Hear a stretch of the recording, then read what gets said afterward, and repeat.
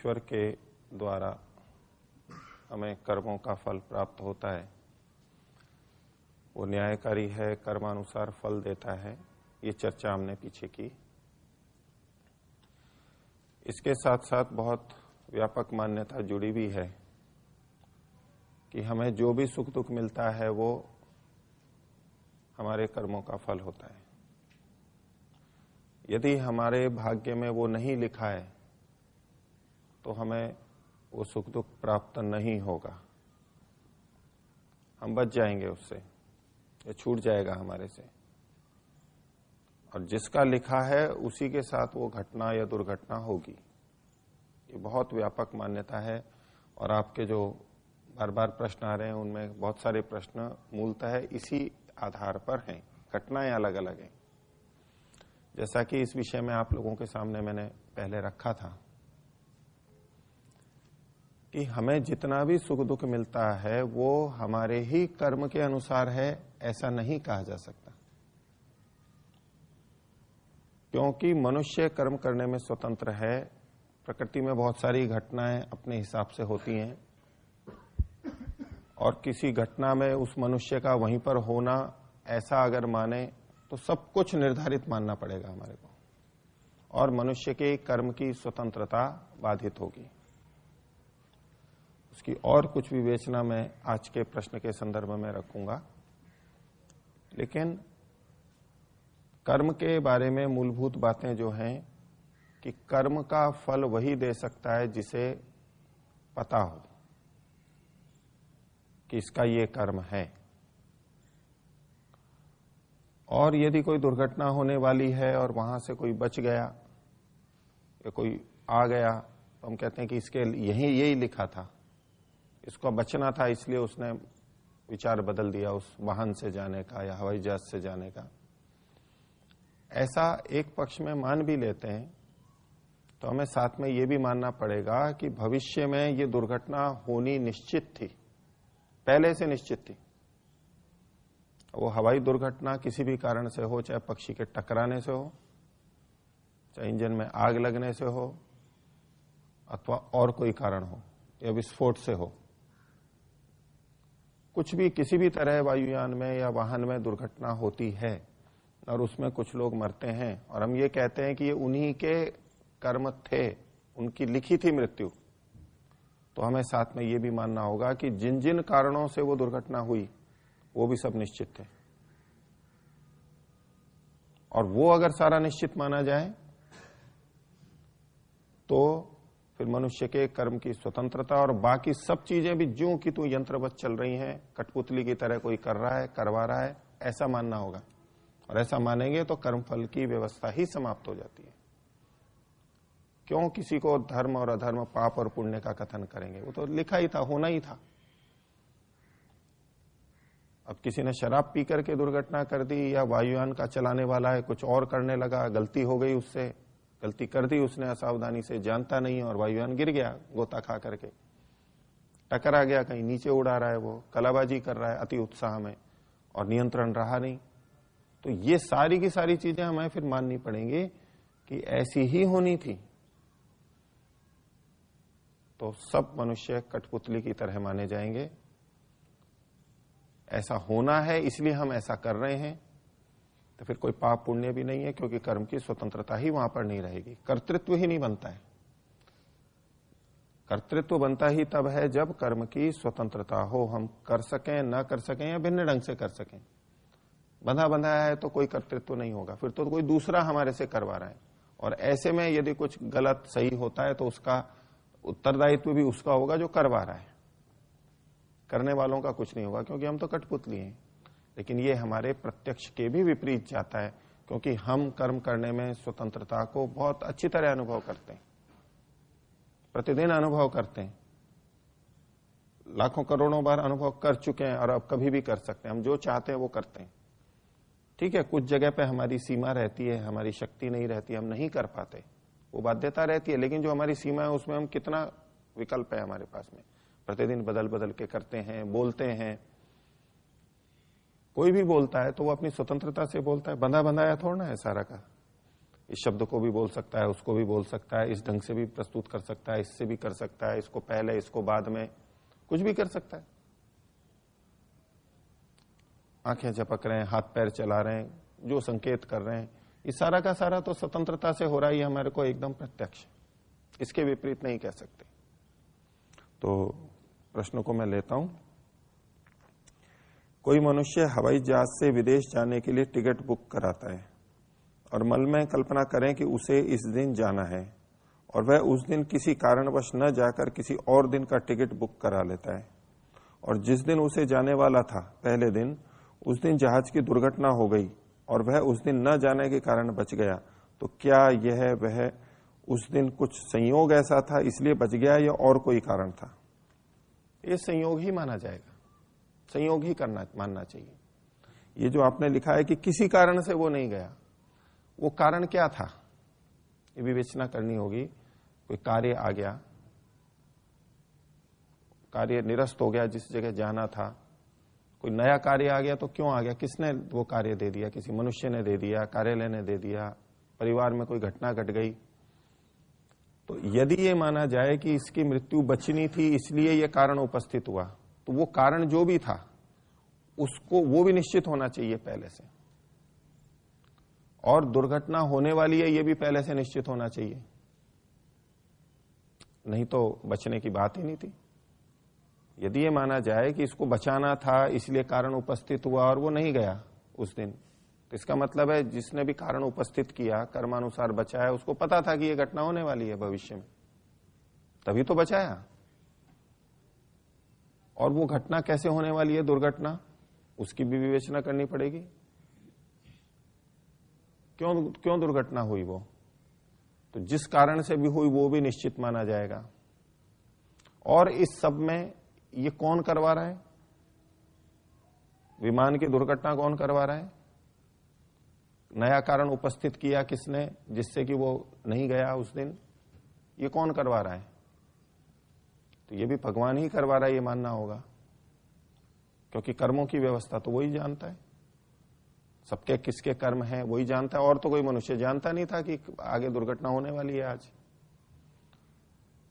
और परमात्मा ये सारा जानता है, तो ये जितना कुछ हुआ है वो सारा परमात्मा ही कर रहा है, ये भी मानना होगा। और इस सबको कहने वाले ये पीछे मानते ही हैं कि कर्म के अनुसार हो रहा है, यानी परमात्मा ही ऐसा कर रहा है, क्योंकि परमात्मा ही हमें फल देता है। तो सब जितनी भी दुर्घटनाएं होती हैं, ये वायुयान तो एक उदाहरण हो गया, जितनी भी दुर्घटनाएं होती हैं वो सारी की सारी परमात्मा ही करवा रहा है, यही मानना होगा। और सब कुछ निश्चित है ये मानना होगा। तो ये बहुत विपरीत सिद्धांत चला जाता है।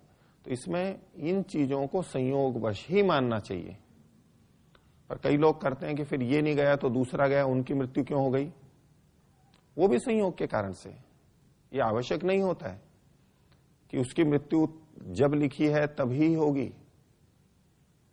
एक मृत्यु का प्राय निश्चित काल मनुष्य को आयु का काल मिल जाता है, लेकिन कब किसकी कैसे मृत्यु होगी ये निश्चित नहीं है। ये पीछे आपके सामने विषय रखा ही था, काल मृत्यु और अकाल मृत्यु, और आयुर्वेद का चरक संहिता के अनुसार भी आपके सामने रखा था कि काल मृत्यु तो एक ही होती है, बाकी सारी अकाल मृत्यु होती है। वृद्ध होकर के, क्षीण होकर के, जीर्ण होकर के जब शरीर त्याग होता है वो ही काल मृत्यु होती है। बाकी रोग से, युद्ध में, दुर्घटना से, गिर जाने से, विष से, प्राणियों के काट लेने से, मार देने से, ये जो सारी मृत्युएं हैं ये सब अकाल मृत्यु कहलाती हैं। चरक संहिता में इसकी विवेचना की गई है, जिसका विस्तार से पहले आपके सामने उल्लेख किया था। तो ये सारा का सारा निर्धारित नहीं होता है। जो कारण था, निश्चित कारण था, वो कारण भी किसी न किसी के द्वारा हुआ। अब इस घटना की पूरी विवेचना यदि करेंगे क्यों वो रुका, तो जो कारण आएंगे वहां भी हमारे को विवेचना करेंगे तो पता लगेगा कि ये तो परमात्मा का नहीं, ये तो किसी मनुष्य ने किया है, और मनुष्य को पता नहीं था कि इसको बचाना है मुझे, तो इसलिए ये इनको हमको संयोग ही मानना चाहिए। अगला प्रश्न है, ईश्वर हमारे जन्म से लेकर मृत्यु तक सारे कर्मों को जानता है। जन्म से लेकर मृत्यु तक जितने हम कर्म करने वाले हैं वो सारा वो जानता है, ऐसा इनका मानना है। तो हमें वह कर्म करने के लिए क्यों भेजता है? ठीक है, उचित प्रश्न है कि अगर वो सारा जानता ही है ये कर्म करने वाले हैं, तो हमारे को जन्म क्यों देता है? फिर वो जानता ही था कि ये कर्म करेंगे, उसी के अनुसार फल दे देता। मनुष्य कर्म करने में स्वतंत्र है, एक बात, और ईश्वर भूत भविष्य वर्तमान तीनों कालों में व्यापक सर्वज्ञ है। तात्पर्य है कि वो सब कुछ जानता है। तो ये एक प्रश्न है। आज की इनकी न्याय दर्शन की परीक्षा का यही विषय था, एक लेख दिया था। ये प्रश्न तो मेरे पास पहले से आया हुआ है, लेकिन प्राय ये प्रश्न उठता है। तो परमात्मा हमारे भविष्य के कर्मों को नहीं जानता है। इसमें दिक्कत ये आती है, जैसा लेख में भी था और इन्होंने भी कईयों ने लिखा कि परमात्मा जानता है भविष्य के कर्मों को। क्यों जानता है? तो उसके पीछे एक आधार है, भाई परमात्मा तो सर्वज्ञ है। हम यही कहते हैं ना, परमात्मा सर्वज्ञ है, त्रिकालज्ञ है, तीनों कालों की सब चीजों को जानता है। तो तीनों कालों में तो भविष्य का भी आ गया, भूत का जानता है, तो ठीक है, वो हो चुकी घटना इसलिए जानता है। वर्तमान में वो स्थिति चल रही है वो जानता है, भविष्य की जानता है, ये एक विचारणीय बिंदु रहता है। तो जब परमात्मा को सर्वज्ञ माना, लेकिन हम कहें कि वो भविष्य की नहीं जानता, तो वो सर्वज्ञ नहीं रहेगा। फिर ये प्रश्न आएगा ना, सर्वज्ञ कैसे रहेगा? फिर सर्वज्ञ तो वो तभी कहला सकता है जो भविष्य की भी जाने, एक पक्ष हो गया। अब दूसरा है कि यदि परमात्मा भविष्य की भी जानता है कि ये घटना ऐसे होगी, इस समय होगी, इतनी होगी, इस जगह होगी, इस व्यक्ति के साथ ये होगा, ये व्यक्ति ये करेगा, परमात्मा पहले से अगर जानता है, तो ये सारी घटनाएं निश्चित मानी जाएंगी या अनिश्चित मानी जाएंगी? निश्चित माननी पड़ेंगी। और निश्चित मानी जाएंगी तो हमारी कर्म की स्वतंत्रता होगी या नहीं होगी? नहीं होगी। तो फिर सब कुछ निश्चित है। और यदि ये माने कि परमात्मा जानता भी है और मनुष्य की कर्म की भी स्वतंत्रता है, तो दिक्कत हो जाएगी कि अगर मनुष्य ने स्वतंत्रता से कुछ और कर लिया तो परमात्मा के उस ज्ञान का क्या होगा? सर्वज्ञता नहीं, वो मिथ्या ज्ञान हो जाएगा ना। अगर हम ये कल्पना करते हैं कि परमात्मा सारा जानता है और मनुष्य भी कर्म करने में स्वतंत्र है, ये भी मानते हैं, दोनों बातें हैं। कईयों ने आप में से ये लिखा है कि परमात्मा सर्वज्ञ भी है, सब कुछ भी जानता है, और जीव की कर्म की स्वतंत्रता भी है, जैसा उस लेख का शीर्षक भी था।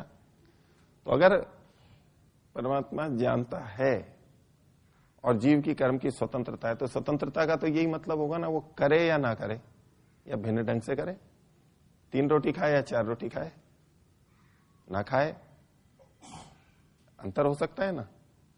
तो ये अगर कोई कर्म की स्वतंत्रता से भिन्न कर्म कर लेता है, तो परमात्मा का जो ज्ञान था कि ये ऐसा करेगा, वो मिथ्या हो जाएगा ना। तो परमात्मा में मिथ्या ज्ञान भी तो नहीं रहता है। आप सर्वज्ञता को माने तो मनुष्य की कर्म की स्वतंत्रता नहीं रह सकती, और कर्म की स्वतंत्रता है तो परमात्मा की सर्वज्ञता नहीं रह सकती। ये दोनों में विरोध है और यही समस्या है। तो सर्वज्ञता का ये अर्थ नहीं है कि वो भविष्य की जानता है। अच्छा, ज्ञाता का क्या मतलब है? जानने वाला। और मतलब सत्य ज्ञाता है, शुद्ध ज्ञाता है, तो जो चीज जैसी है उसको वैसा जानता है। यही तो हो गया ना, परमात्मा का ज्ञान है वो सर्वज्ञ है, तो शुद्ध ज्ञान भी तो है उसका, उसमें मिथ्या ज्ञान नहीं है, अविद्या नहीं है। जानते तो हम भी हैं बहुत सारी चीजों को, बहुत सारी चीजें हम सही जानते हैं, कुछ में हमारा गलत ज्ञान भी है, उल्टा ज्ञान भी है, कुछ में ज्ञान ही नहीं है, हमारा अज्ञानता भी है। ये तो हमारे में है, अल्पज्ञता और मिथ्या ज्ञान, विपरीत ज्ञान, और कुछ शुद्ध ज्ञान भी है हमारा। परमात्मा में तो मिथ्या ज्ञान नहीं है। तो जो कर्म हुआ ही नहीं है उसको परमात्मा किस रूप में जानेगा? ये जानेगा कि हो गया वो कर्म? नहीं। तो परमात्मा ये तो जानता है कि ये जीव क्या क्या कर सकते हैं, ये पूरा जानता है वो। हमारा कोई भी कर्म हो वो परमात्मा से छिपा हुआ नहीं, उसको सबका पता है कि ये जीव ये कर सकता है, इससे अधिक कुछ नहीं कर सकता। अब मैं यहां से नीचे जाऊं तो मेरे जाने के कितने तरीके हो सकते हैं? कितने हो सकते हैं? आप जानते हैं सारे या नहीं? सारे नहीं जानते। क्या क्या हो सकते हैं? 2 हो सकते हैं। 2 कैसे है? एक सीढ़ी से जाना, एक कूद जाना। भाई एक मैं इधर से भी तो जा सकता हूं और इधर से भी तो जा सकता हूं, उधर से भी जा सकता हूं, इधर से भी जा सकता हूं, इधर से भी यूं भी जा सकता हूं, यूं भी जा सकता हूं, कहीं से भी जा सकता हूं। ये सब पता है ना आपको, ठीक है, सामान्य रूप से। अब इसके अतिरिक्त कोई तरीका है क्या कि मैं किसी इस तरह चला जाऊं और आपको लगे कि नहीं ये तो पता नहीं कुछ नए तरीके से चलेगा? तो वो भी तो एक संभावना है, ये आपको पता है ना। देखो अभी मैं गया नहीं हूं लेकिन आपको पता है, अब उल्टा जाऊं, बगल बगल से जाऊं, कुछ भी है, आपको पता है ना। बस ऐसे ही। लेकिन आपको ये नहीं पता है कि मैं कैसे जाऊंगा।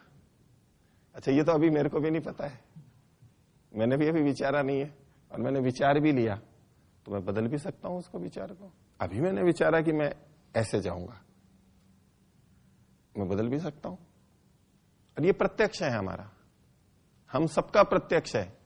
आप सब भी किसी भी तरह जा सकते, कई तरीके हो सकते हैं। तो ऐसा ही परमात्मा के साथ में। तो परमात्मा सर्वज्ञ कैसे है कि वो हमारे कर्मों की पूरी संभावना को जानता है। हम क्या क्या कर सकते हैं, कैसे कर सकते हैं, ये तो सर्वज्ञता है उसकी। लेकिन कौन जीव कब क्या करेगा, ये तो जब तक नहीं हुआ है उसको यदि परमात्मा जान भी लेता है तो ये यथार्थ ज्ञान है या मिथ्या ज्ञान है? जो चीज हुई नहीं उसको हुआ हुआ जान लेना मिथ्या ज्ञान है। तो कोई कहते हैं कि भाई नहीं, हम ऐसा मानेंगे कि ये होने वाली है, ये जानता है, जब हो रहा होगा तो ये जानेगा कि ये हो रहा है, और जो हो चुका है उसको जानेगा कि हो चुका है, ऐसा जान लेगा। तो उसमें एक बात आती है कि परमात्मा का ज्ञान बदलता नहीं है। जो ये मानते हैं कि परमात्मा पहले से सब कुछ जानता है, तो ये भी कहते हैं साथ में एक तर्क युक्ति देते हैं कि परमात्मा का ज्ञान तो एक तरह से बदलता नहीं है, क्योंकि उसमें गलत नहीं, ज्ञान तो हमारा बदलता है। लेकिन वो ये भी मानते हैं कि वो भविष्य के कर्मों को जानता है। तो जो अगर माने भी कि भविष्य के कर्मों को जानता है परमात्मा, तो अब उसका ज्ञान बदलेगा या नहीं? अभी हम कल जो कार्य करने वाले हैं, मान लिया कि परमात्मा आज ही भी जानता है ये करेगा, तो अब उस कर्म को परमात्मा भविष्य में होने वाला जान रहा है या वर्तमान में हो रहा हुआ जान रहा है या हो चुका जान रहा है? भविष्य में होगा ये जान रहा है ना, करेगा। अब जिस समय कर रहा है तब क्या ज्ञान बनेगा उसका? कर रहा है। और जब हो चुका तब क्या ज्ञान बनेगा? किया। तो ये ज्ञान में परिवर्तन हुआ या नहीं? ये तो तब भी बनेगा। जो ये कहते हैं कि भविष्य में कर्म करे यदि जीव, और परमात्मा को पता नहीं है, जब करेगा तब पता लगेगा, तब तो परमात्मा के ज्ञान में परिवर्तन मानना पड़ेगा, ये आक्षेप कह देते हैं। यदि परमात्मा जीव के कर्मों को, भविष्य के कर्मों को नहीं जानता है और जब करेगा तभी जानता है, तब तो परमात्मा के ज्ञान में परिवर्तन मानना पड़ेगा, ये दोष दिखाया जाता है। तो उनको अपन की ये भी कह सकते हैं कि जो ये मानते हैं उन्हीं को कि भविष्य के जानता है तब भी तो ज्ञान में परिवर्तन होगा। कैसे ज्ञान में परिवर्तन होगा? कि जो भविष्य का कर्म है उसको पहले तो परमात्मा कैसे जान रहा था? होने वाला है, होगा, और फिर हो रहा है। कर्म तो वही है, लेकिन होगा, हो रहा है और हो गया, ये तो ज्ञान में परिवर्तन हो गया ना। तो जो आक्षेप वो दूसरों में दे रहे थे कि ज्ञान में परिवर्तन होगा, तो ये ज्ञान में परिवर्तन तो आपके पक्ष में भी बन रहा है। लेकिन ये ज्ञान का परिवर्तन तो सूचना मात्र है। लेकिन परमात्मा सब कुछ जानता है कि कौन क्या क्या कर सकता है, सारी संभावनाएं पता है उसको, सारी संभावनाएं पता है।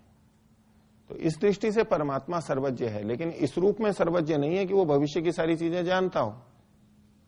तो ये जो सारी घटनाएं होती हैं, इनको इस रूप में नहीं हमें लेना चाहिए। तो इनका जो प्रश्न था कि ईश्वर हमारे जन्म से लेकर मृत्यु तक सारे कर्मों को जानता है, तो इस वाक्य को खोल करके देखना होगा। ये वाक्य ठीक भी है और गलत भी है, अगर इसके अर्थ अलग अलग लेंगे। हमारे सब कर्मों को जानता है मतलब हम क्या क्या कर सकते हैं इसको वो जानता है। एक जीव मनुष्य शरीर में आके क्या क्या करेगा वो सब जानता है। कोई भी ऐसा नया कर्म नहीं है कि जीव करे और परमात्मा को लगे कि ये तो इसने नया किया है, वो सब पता है उसको। इस दृष्टि से तो जानता है, लेकिन कौन जीव कब क्या करेगा ये तो वो नहीं जानता।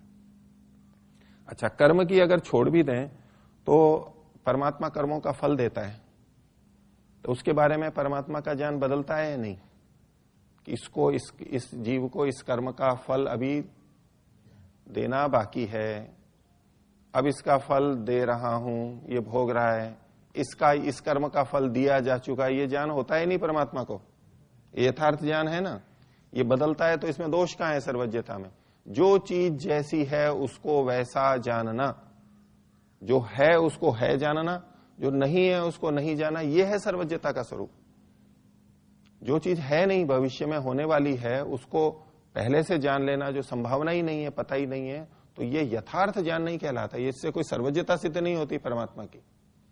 लेकिन हमारे समझ में इतना ज्यादा रहता है कि नहीं, परमात्मा सर्वज्ञ है तो सब कुछ जानने वाला होना चाहिए, और हम ऐसे ही बोलते रहते हैं, और इससे जो ईश्वर को मानने वाले हैं वो भी हास्यास्पद होते हैं, दूसरे भी प्रश्न करते हैं ये ऐसे कैसे हो सकता है। वास्तव में ऐसा नहीं होता है। तो परमात्मा कैसे सर्वज्ञ है, सारे कर्मों को जानता है, उसका यथार्थ रूप हमें पता होना चाहिए। तो इन्होंने कहा कि तो हमें वह कर्म करने के लिए क्यों भेजता है? तो कर्म करने के लिए इसलिए भेजता है क्योंकि निश्चित नहीं है, और कर्म की स्वतंत्रता से हम करेंगे वैसा फल मिलेगा, और मनुष्य कर्म करने में स्वतंत्र है। और परमात्मा भविष्य की भी जानता है, तीनों कालों की, लेकिन कैसी जानता है? जैसे हमारे को भी पता है रात होगी या नहीं, अभी अंधेरा होगा या नहीं, पता है ना भविष्य का। हम सब वृद्ध हो जाएंगे और मर जाएंगे, पता है या नहीं? पता है। ये थोड़ी देर में यहां नहीं रहेंगे, पता है। ये कक्षा थोड़ी देर में समाप्त हो जाएगी, पता है। रात को 9 भी बजेंगे, पता है। भविष्य का पता है। ऐसा तो परमात्मा भी जानता है, हमारे से बहुत अधिक जानता है, इतना कह लीजिए। बाकी भविष्य की तो हम सब जानते हैं अपनी अपनी सीमा में, इतना फिर भी हम नहीं जानते कि कौन कब क्या कर्म करेगा। ठीक है, भविष्य की हम कितनी जानते हैं? आप लाखों चीजें गिना सकते हैं, गिना सकते हैं नहीं? लाखों मनुष्यों के बारे में, लाखों घटनाएं, छोटी मोटी, मकान बना है, बन रहा है, क्षीण होगा, बिजली जाएगी, बिजली बंद होगी, बहुत सारी चीजें हमें पता है भविष्य की। भूख लगेगी हमारे को, नींद आएगी, ये सब चीजें पता है। तो ऐसा तो परमात्मा भी जानता है, लेकिन जो जीव करता है, जो स्वतंत्रता है, उसको वो भी नहीं जानता। जिस समय हमारे मन में आएगा कर्म करने का, तो उतना वो जानता है कि हाँ इसने ये विचार किया है। इतना निश्चय फिर भी नहीं जानेगा, क्योंकि मन में आया हुआ भी तो हम बदल देते हैं। वो इतना जानेगा कि इसने ये निश्चय किया है। हमारे मन के हर विचार को वो जानेगा, जब जो चल रहा है, जब जो बदलाव है उसको भी जानेगा, और उसको ये भी पता है कि ये कभी भी बदल सकता है, ये भी जानता है। और हम कई बार कर्म करते हैं लेकिन हम कर नहीं पाते, कोई बाधा आ जाती है, हम तो कर रहे हैं लेकिन वो होगा नहीं वैसा। तो परमात्मा भी भविष्य के ऐसे कर्मों को नहीं जानता है। ठीक है, तो मैं तो अपना यही रखता हूं। अब आपको कुछ पूछना है तो पूछ लो इसमें। अभी जो विषय रखा है इसमें कुछ पूछना है तो पूछो, नहीं तो और पूछिए। पूछना है पूछिए।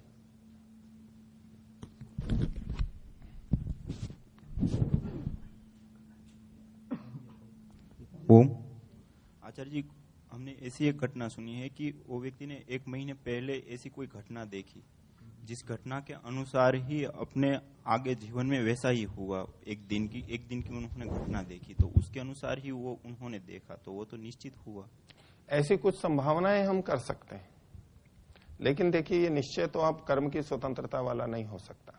ये घटनाएं तो ज्योतिषी भी बताते हैं बहुत सारी, यही तो सारा खेल है कि ऐसा होगा। एक संभावित तो ठीक है, कुछ चीजें हमारे लिए निश्चित है। मान लीजिए हमारे को ये रोग हो सकता है, ठीक है, हमारे गुण सूत्रों में ही ऐसा है कि इस तरह के रोग हो सकते हैं, ऐसा हो सकता है, इसका स्वभाव ऐसा होगा। वो तो बहुत कुछ पहले से निर्धारित है, उसके अनुसार हमारा होगा। भाई इसकी लंबाई इतनी होगी, इसका आकार प्रकार ऐसा होगा, इसके बाल कब सफेद होंगे, बाल कब गिरेंगे, कब वृद्ध होगा, ये बहुत सारा तो गुण सूत्रों के हिसाब से हमारा निश्चित है। वो एक अलग बात छोड़ दीजिए। लेकिन ऐसे जो निश्चय हैं, क्योंकि ऐसा जो कहा जाता है, जहां जहां कहा जाता है आप देखेंगे कुछ चीजें तो हो जाती हैं, वो संयोग है, और कुछ चीजें कुछ क्या बहुत सारी चीजें हैं जो होती नहीं है। कई लोग कहते हैं कि सपने में ये देखा ऐसा हो गया, इस सपने में और क्या क्या देखा था वो हमेशा होता है क्या? कितना नहीं होता और कितना होता है। भविष्य वक्ता भी जो बताते हैं वो कितना होता है और कितना नहीं होता है, उसका दोनों का तुलना करके देखिए। तो बहुत सारा तो अचानक वैसे ही कोई संभावित बोलता है, बहुत सारी घटनाओं में हो जाता है। लेकिन ये निश्चित सब कुछ है, जहां दूसरे कारण है मनुष्य, वहां ये निश्चित नहीं कहना चाहिए, नहीं समझना चाहिए, नहीं तो बहुत असंगतियां होंगी। और कुछ चीजें हैं जो व्यवस्था से ऐसी होती हैं, कुछ रोग आ सकते हैं इत्यादि, लेकिन इतना कि ये यहीं होगा यहां होगा ऐसा निश्चित नहीं है। बहुत लोगों ने बहुत पुरस्कार भी बोल रखे हैं, ये बता दे कि ये खिलाड़ी इस खेल में इतने गोल करेगा, इतने रन बनाएगा, इतने विकेट दे देगा। बताएं, बहुत संस्थाओं ने लाखों रुपए घोषित कर रखे हैं। कोई बताए कि ये मैच होने वाला है, खेल होने वाला है और निश्चित है, तो वो पहले से बता दें। वो पहले से बता देते हैं तो वो स्पॉट फिक्सिंग में आ जाते हैं। वो पहले से तय करके रखते हैं, पैसे से वो जो भी चलता है आजकल, सट्टा भी चलता है। कोई नहीं आज तक इस तरह से बताया कि ये ऐसा ही होगा, ये सब कुछ ऐसा ही होगा। कुछ कुछ घटनाएं हैं संयोग से, वो तो संभावना में ऐसी कही जाती है और वो फिट हो जाती है, जो कि तू हमें लगने लगता है। कुछ भविष्यवाणियां की गई हैं कि ऐसा ऐसा ऐसा होगा, वो इतनी गोलमाल है भविष्यवाणियां कि कहीं भी घट जाती हैं। हम सोच लेते हैं हाँ यही होगा, हाँ यही होगा। अब प्रतिदिन अखबार में आता है ना कि आज का दिन कैसा होगा आपका, या ये साल ऐसा होगा, इस महीने ऐसा होगा। अब वो कुछ कुछ तो सब तरह के विचार चलते रहते हैं और व्यक्ति को लगता है हाँ ये यही कहा होगा। और ऐसा लाखों लोग या करोड़ों लोग उस राशि वाले यही समझते हैं हाँ मेरे साथ ऐसा होगा, जबकि आप पूरा मिलान करके देखेंगे तो वो मिलान नहीं होता है। हम ऐसा समझते हैं, वो भाषा इतनी गोलमोल होती है, इतनी अस्थिर होती है कि हम समझ लेते हैं कि हाँ ठीक है यही बात कही होगी। बोले रुपए पैसे की हानि होगी तो थोड़ा सा 5-10 रुपए भी खर्च हो गए तो अच्छा ये रुपए पैसे की हानि होगी। लाख रुपए हो गए तो वो भी हो गए, कहीं गिर गए, कहीं किसी ने अधिक पैसे ले लिए, बोले रुपयों का लाभ होगा, धन का लाभ होगा। अब धन का लाभ तो 10 तरह से होता है। बोले आपको मानसिक पीड़ा होगी, आपको कोई धोखा देगा आज। अब धोखा तो होता रहता है, उसमें कोई छोटा मोटा, तो ऐसी ये संभावना गोलमोल भाषा होती है, वो सब जगह घट जाती है। और वो बोलने वाले बहुत चतुर होते हैं, बहुत चतुर होते हैं। कभी शौक जिनको लगता है ना, तो मैंने भी किया है ये थोड़ा हाथ वाथ का शौक से, और उस तरह चतुराई से बोले तो वो दूसरा कहने लगता है कि हाँ ठीक है, जबकि हमारे को पता है कि मैं तो गप मार रहा हूं, लेकिन वो कहते हैं हाँ जी ठीक है। वो हाव भी बनाने पड़ते हैं वैसे तो जाकर के उसको लगता है कि हाँ ये जानते हैं और ऐसा करते हैं, और वो सोचते हैं हाँ जी ऐसा ही हुआ, आपने बिल्कुल ठीक कहा था, जबकि हमें पता है कि हमने तो यूं ही बोला था। तो विषय यही रखते हैं। प्रणव।